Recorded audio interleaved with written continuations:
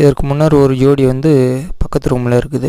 இரண்டாவதாக வந்த ஜோடியில் தன்னுடைய மனைவினுடைய செப்பல் மாதிரியே இருக்குதுன்னு சொல்லிட்டு அந்த கதவை தட்டி அவன் கேட்குறான்.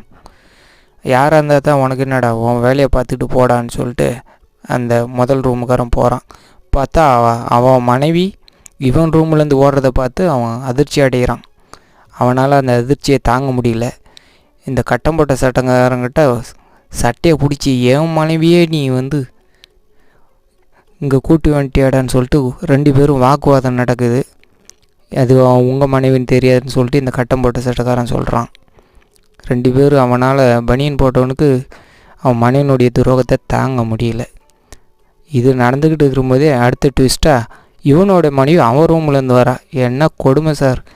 இப்போ இவனோட டர்ன். அவனை பிடிச்சி என்ன தைரியம் தான் என் மனைவியை இங்கே கூட்டு வந்திருப்பேன்னு சொல்லிட்டு அவன் கேட்குறான். 2 பேருக்கும் வாக்குவாதம் தான். இப்படி தான் நாட்டில்